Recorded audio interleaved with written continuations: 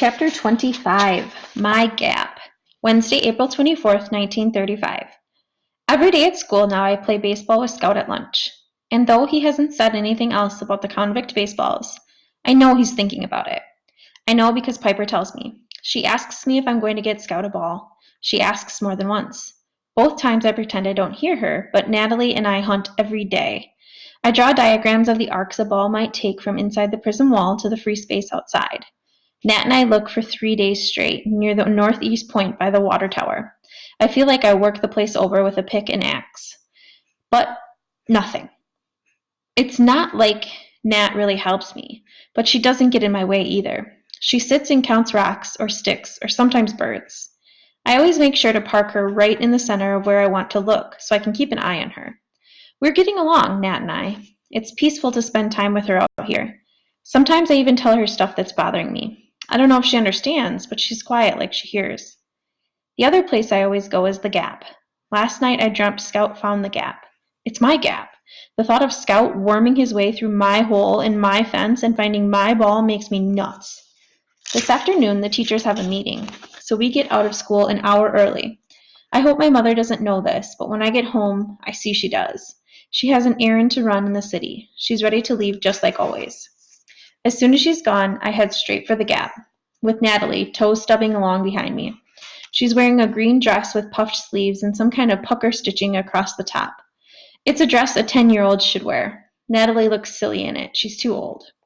We cut through the parade grounds where Annie, who had the day off from school, and Teresa are huddled over something. Hey, Annie says, where have you been? Want to toss a ball around? I can't now, I say. Where are you going? Teresa glances up from the card she's working on. Machine Gun Kelly, it says. Oh, looking for a convict ball, I say. Annie's almost white eyebrows raise. I thought you didn't care about that.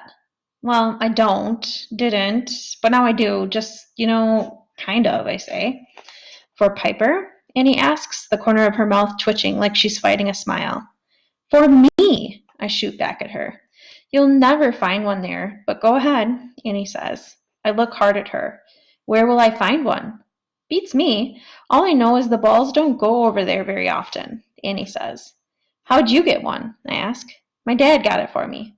Is that how Piper got hers? I don't know, Annie says. Can I come? Teresa asks. I thought you wanted to finish, Annie says. Teresa looks at me, then Annie. She chews her bottom lip. You can go if you want, Annie tells her. Teresa shakes her head. We have to finish, she says. If you feel like playing later, Annie nods to me. Sure, I say, as Natalie and I head down the steps. Above us, 6 or 7 birds track her. I swear every bird on the island knows Natalie. We stop near the greenhouse below the southwest corner of the rec yard wall.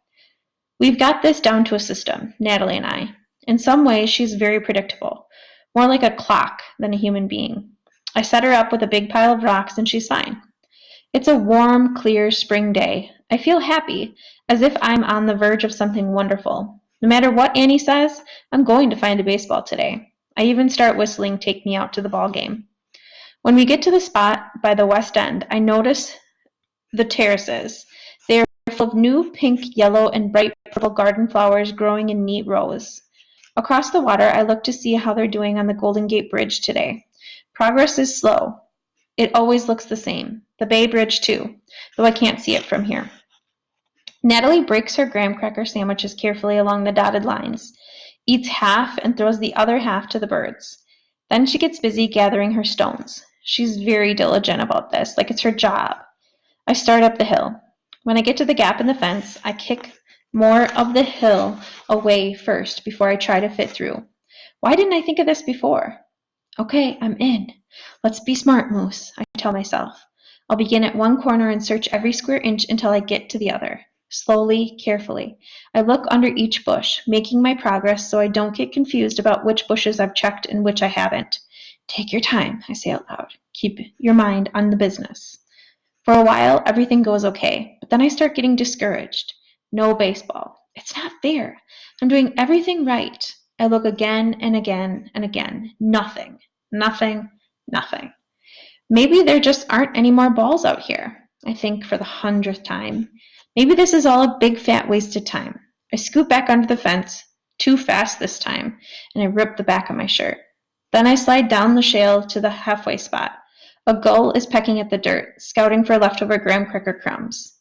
5 piles of stones are neatly sorted by size. But Natalie, where is Natalie? That's the end.